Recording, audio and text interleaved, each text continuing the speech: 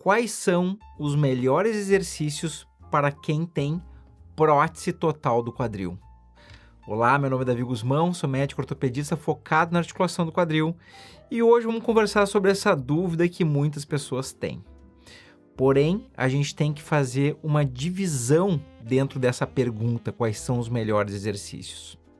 Essa divisão é muito importante porque a gente tem que saber se a gente está falando de um exercício pós-operatório imediato, quando a pessoa faz a transição da fisioterapia para um exercício diferente, por exemplo, quando ela acaba a fisioterapia, ou se a gente está falando dos melhores exercícios para a pessoa cuidar da sua prótese quadril. Então tem esses dois aspectos e vamos falar um pouquinho dos dois.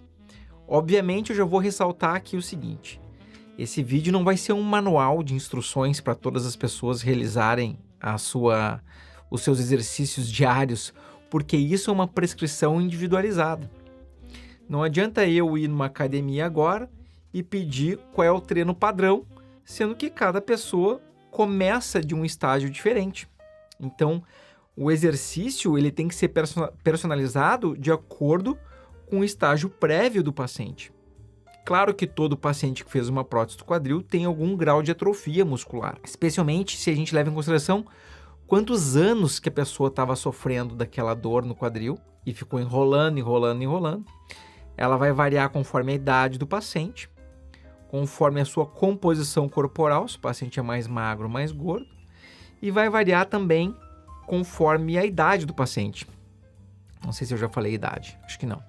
Então, todos esses fatores vão influenciar no status prévio do paciente e no status imediatamente após o seu tratamento cirúrgico, que é a prótese quadril. Mas então tem uma grande divisão, que é a divisão dos exercícios do pós-operatório imediato e dos exercícios para a vida que segue, né? Para a vida toda, digamos assim, para quem tem prótese quadril. Então vamos falar um pouquinho dos exercícios do pós-operatório imediato. Então, em um pós-operatório imediato da prótese quadril, o paciente vai começar com fisioterapia. Os meus pacientes começam com fisioterapia no dia da cirurgia. 2 horas depois da cirurgia já começa com fisioterapia quando ele está na sala de recuperação ainda.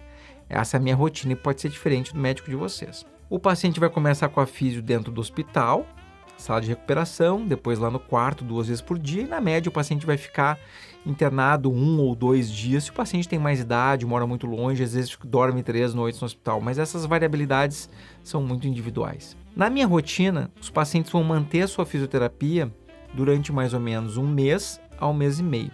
Vai variar também se o paciente operou um lado, os dois e o status prévio de cada paciente.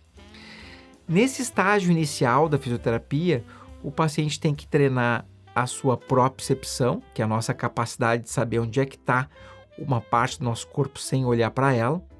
Vai treinar equilíbrio, vai treinar a movimentação, amplitude de movimento e começa um certo treino de fortalecimento também. Vai treinar marcha, caminhar de forma adequada, sem olhar para os pés. Vai treinar as mudanças de direção, sentar, levantar da cama, sentar e levantar numa cadeira. Vai fazer aqueles treinos funcionais das atividades aí do dia a dia. Passado a fase inicial da fisioterapia, que isso vai acontecer mais ou menos entre 1 mês e meio, o paciente vai começar exercícios de resistência muscular, que pode ser através de um funcional, de uma musculação, até de um pilates, mas eu preferiria um controle e isolamento muscular um pouquinho melhor com esses outros 2 exercícios. Não é que o pilates seja proibido, é uma questão só de uma certa preferência pessoal. Então, musculação funcional seria a minha preferência pessoal aqui.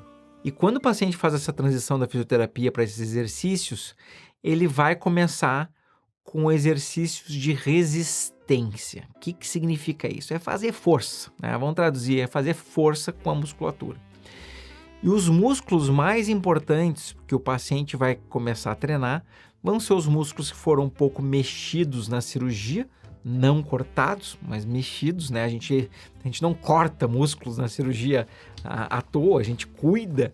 O músculo é um grande ativo do paciente, a gente cuida da musculatura com o maior carinho. Eu, pelo menos, uso afastadores arredondados para não machucar a musculatura, proteja o músculo com compressas para o afastador não machucar o músculo. Então o músculo, ele que vai fazer o resultado final do objetivo que a gente quer que o paciente possa ter, que é a movimentação do seu quadril, né? Então eu tenho um cuidado muito grande com a musculatura do paciente. Então quais os músculos que a gente tem que estimular mais para os pacientes? Os músculos mais importantes que costumam atrofiar quando a pessoa tem artrose vão ser os músculos glúteos. E nos glúteos a gente está falando aqui do grupo do músculo glúteo. Glúteo máximo, dá o contorno do bumbum. Glúteo médio é o glúteo que equilibra o paciente quando caminha, para o paciente não mancar. Glúteo mínimo auxilia também o glúteo médio. O piriforme também atua como um abdutor. O tensor da fascia lata também vai ajudar nesse exercício do paciente não mancar. O quadríceps, que é a musculatura de frente da coxa. E por último aí os adutores, tá? Então, esses músculos que eu falei, vocês podem anotar e vai ser solicitado isso para o treinador, o fisioterapeuta, fazer exercícios para melhorar esses músculos novamente. Junto com isso, vamos dar suporte para essa musculatura para alguns outros músculos auxiliares. O músculo posterior da coxa, os isquiotibiais, e a musculatura abdominal, junto com a musculatura do core, que é aquela musculatura do centro do nosso corpo. Todos esses músculos aqui, eu já mostrei eles em alguns videozinhos, mostrando onde é que eles ficam para vocês, tá? Mas o importante aqui não é tanto vocês saberem onde é que o músculo fica, mas vocês falarem lá com o treinador de vocês os músculos que vocês vão ter que fortalecer. No início, quando está chegando na academia para fortalecer esses músculos, tem algumas restrições que são aconselháveis. E essas restrições elas vão diminuir com o passar do tempo.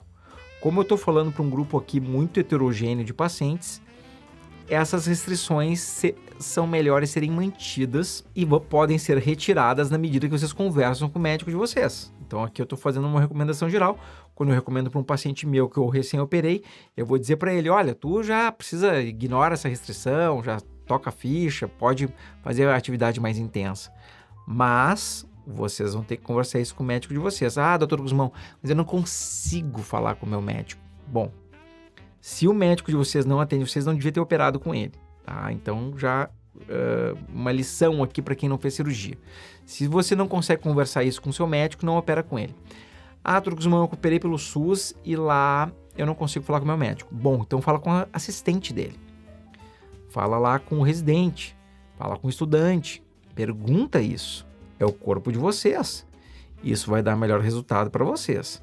Agora, se não é o caso, vocês estarem lá no SUS, tem um médico de convênio, se vocês não conseguem conversar com o médico antes da cirurgia, depois tem a tendência de piorar. Então, já avalia como é que é o acesso aí do médico antes. Dito isso, quais são as restrições que são importantes serem mantidas no início do paciente na academia? É uma restrição do grau de flexão do quadril. Então é bom a gente manter o quadril com uma flexão máxima de 90 graus. Quando se fala em flexão máxima de 90 graus, às vezes na academia, o pessoal da academia pensa que é 90 graus do joelho. E aqui a gente está falando de 90 graus do quadril, que significa o ângulo entre o tronco e a coxa.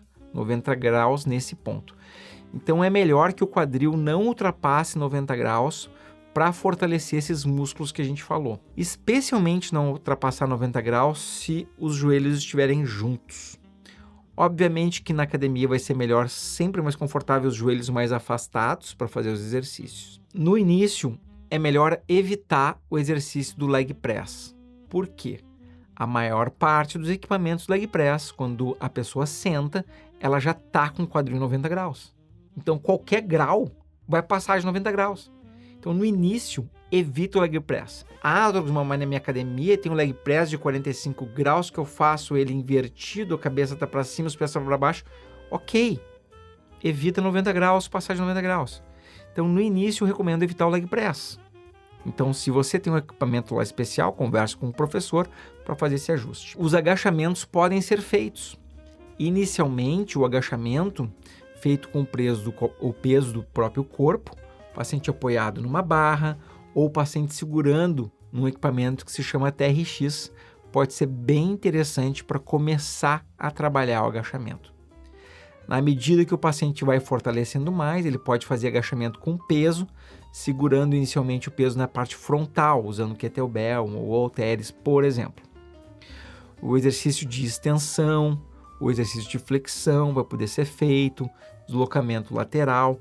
Então, existem vários exercícios que podem ser feitos e eles têm que ser adaptados à qualidade da musculatura do paciente e também ao status prévio que o paciente estava. Se é uma senhora de 90 anos, vai ser um tipo de exercício, ou se é um rapaz de 20 anos, vai ser outro tipo de exercício, obviamente. Então, tem que ter essa adaptação para causar resistência muscular. O músculo tem que fazer força. Se o paciente não está fazendo força, é que tem algum problema. A gente quer que o paciente possa fazer força, tá? Então, vai ter essa adaptação. Então, vocês entenderam aí a musculatura que eu falei que tem que fortalecer na academia e vai fortalecendo progressivamente. E essa restrição de 90 graus nos meus pacientes vão deixar de existir, essa restrição, com o passar do tempo. Então, esses são os exercícios mais importantes no início aí, os primeiros 3 meses. Obviamente que junto com os exercícios pode ser feitos os exercícios aeróbicos, que é a caminhada, que está treinando desde o primeiro dia. Então, a caminhada pode e deve fazer. E normalmente, um pouco depois da caminhada, primeira, segunda, terceira semana, conforme a idade, a bicicleta também consideram um excelente exercício para o paciente em recuperação de prótese quadril. A preferência é a bicicleta vertical, aquela que parece uma bicicleta normal. A bicicleta vertical ergométrica. Por quê? Porque na bicicleta vertical o quadril faz menos flexão. Na bicicleta horizontal, aquela que o paciente já começa sentadinho com os pés para frente, ele faz mais flexão de quadril.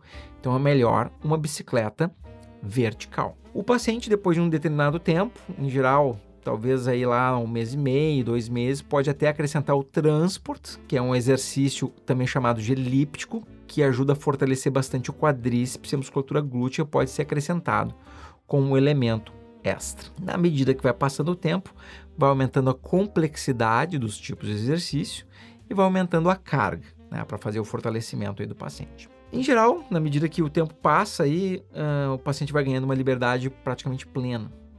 E aí a gente conversa agora sobre o outro tipo de exercício que muitos pacientes perguntam, que seria um exercício para a vida.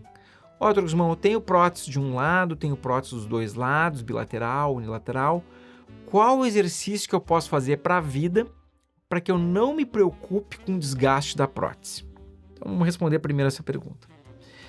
O paciente pode fazer caminhada infinita, pode fazer bicicleta infinita, pode fazer natação infinita, pode fazer lá o transporte também de forma infinita, a musculação com alguns cuidados individualizados em relação a alguns tipos de agachamento, que tem que se individualizar essa parte.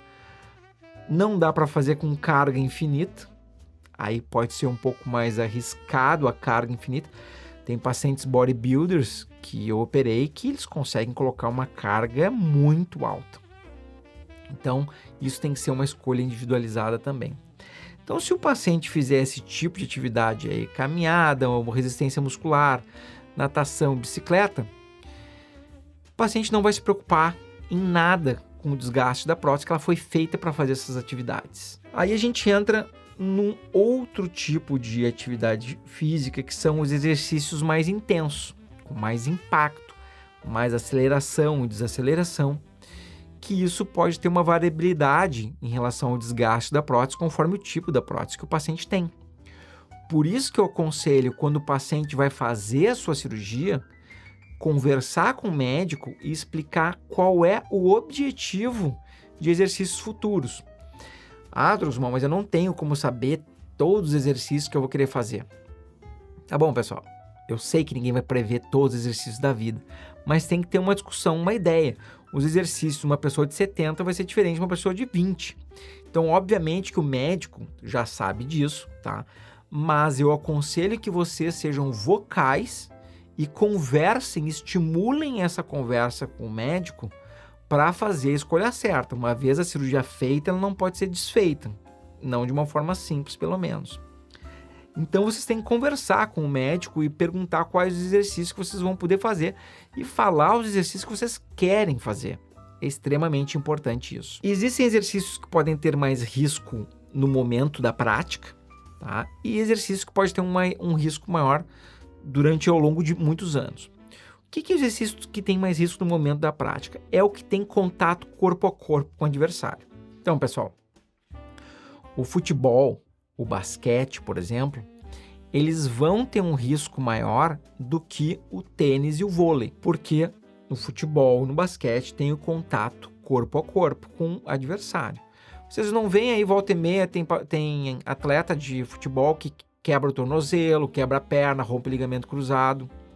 Então, um trauma corpo a corpo pode resultar num machucado maior em relação a quem tem prótese, no sentido de deslocar a prótese sair do lugar. Tem que ser um trauma intenso. Até hoje, nunca aconteceu com um paciente meu de deslocar a prótese jogando futebol.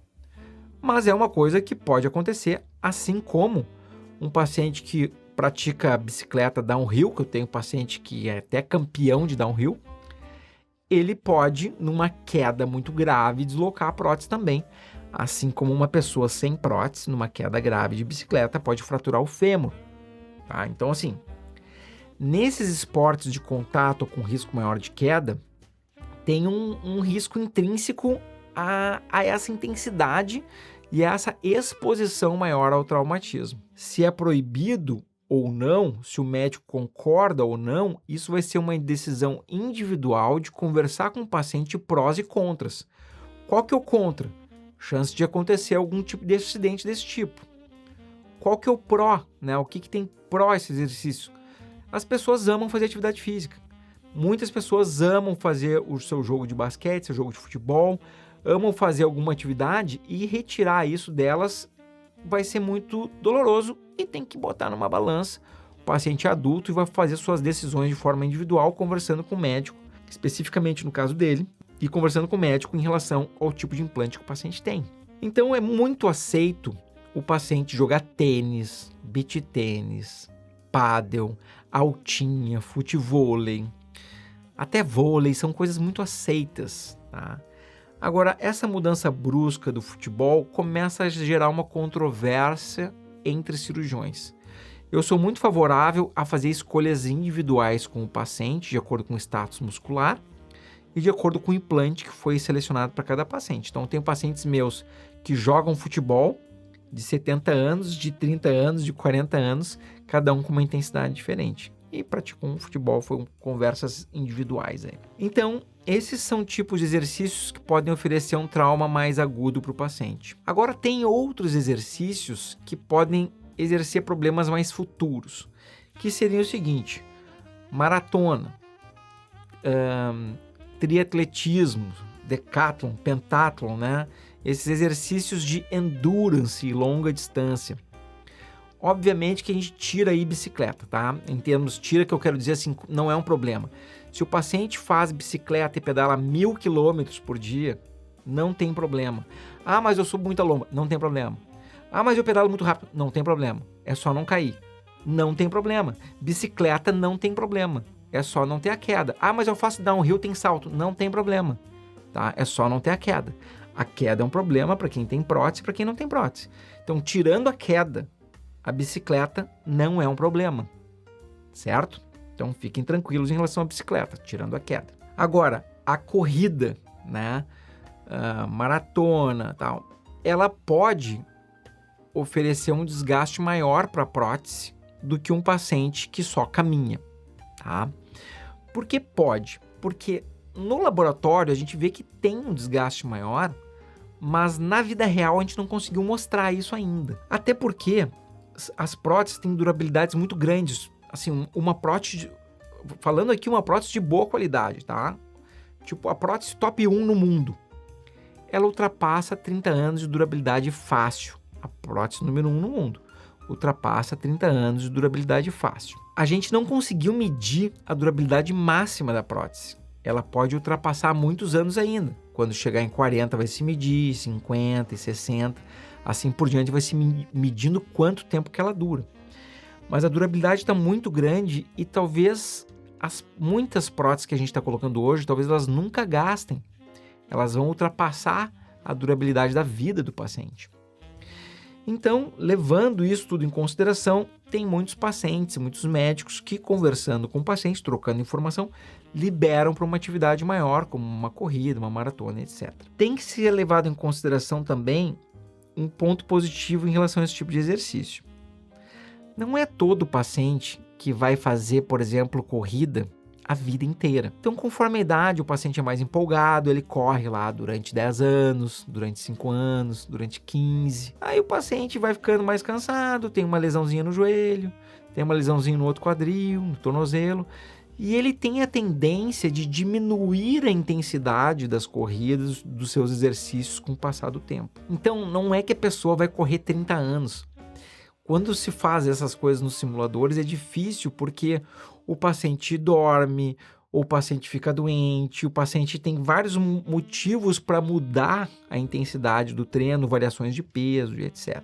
Mas uma coisa tem que ser dita, todo paciente que vai fazer um esporte mais intenso, esses mais controversos em relação à prótese, o paciente precisa ter um preparo muscular de acordo com a sua ambição. O paciente vai surfar, dá para surfar? Dá, tem paciente aí campeão de surf, dá para surfar.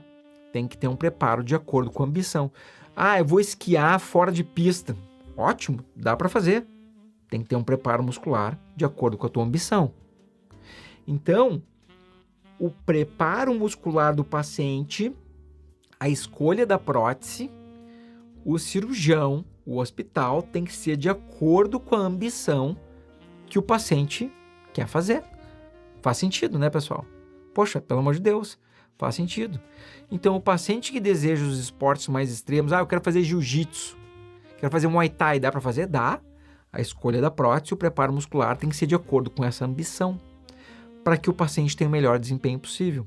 Tá? Então, não tem, digamos assim, um esporte que seja proibido em absoluto para quem tem prótese. Tem esportes mais seguros e esportes menos seguros.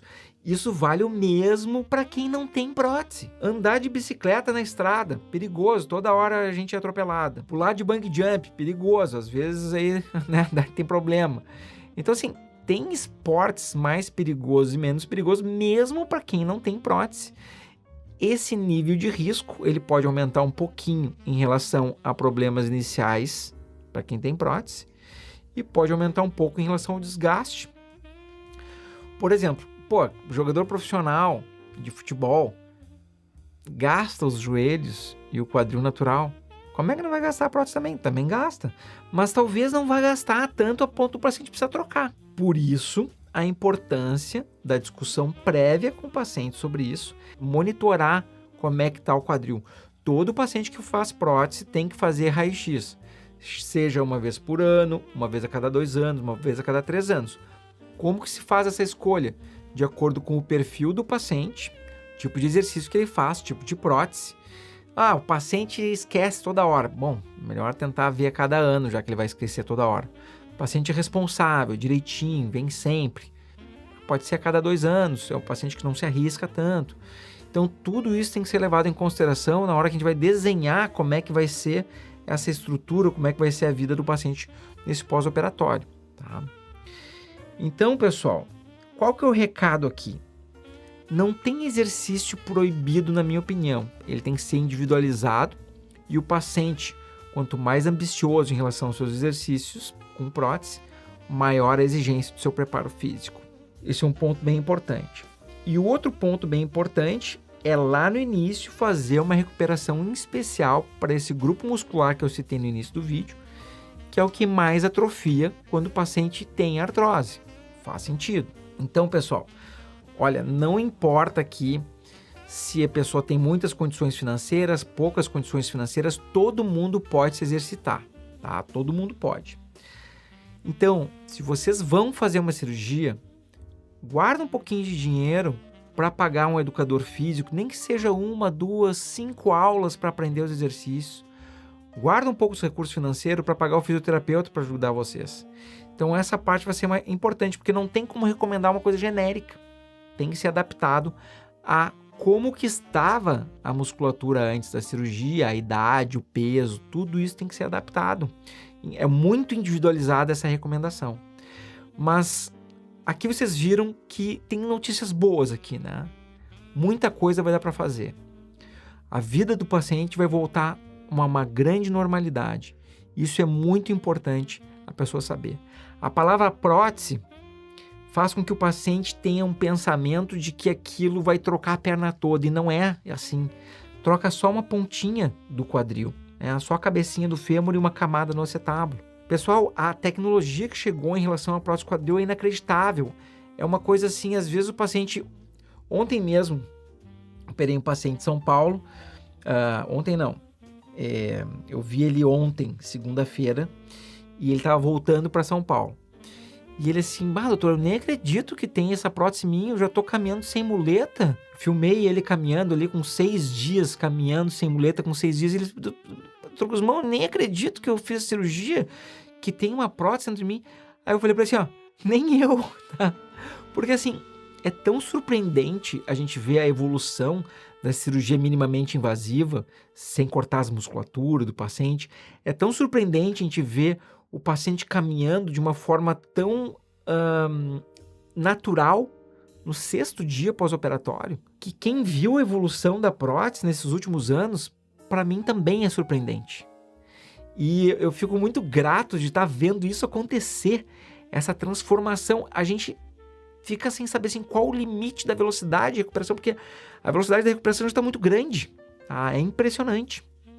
Mas tudo isso só acontece por um planejamento pré-operatório, a escolha de um bom implante, a escolha de um bom cirurgião, a escolha de um bom hospital, bons fisioterapeutas e depois bons educadores físicos, para que o paciente possa voltar à sua vida normal e atingir o tão sonhado forgotten hip, que é o quadril esquecido. O que significa isso? É que a pessoa fez a prótese e não lembra que operou, tá? Olha só que loucura. O cirurgião, eu tenho como objetivo oferecer um tratamento que o paciente esqueça que realizou. Porque esse esquecimento é a demonstração máxima da qualidade de uma cirurgia. Então, pessoal, me digam aí nos comentários qual é o tipo de exercício que vocês querem fazer depois da prótese. Me digam se vocês vão conversar com o cirurgião de vocês e se não conversaram, o que está acontecendo. E aproveitem e assistam esses 2 vídeos aqui que eu separei para vocês em especial. Por hoje é só. Um grande abraço. Tchau, tchau.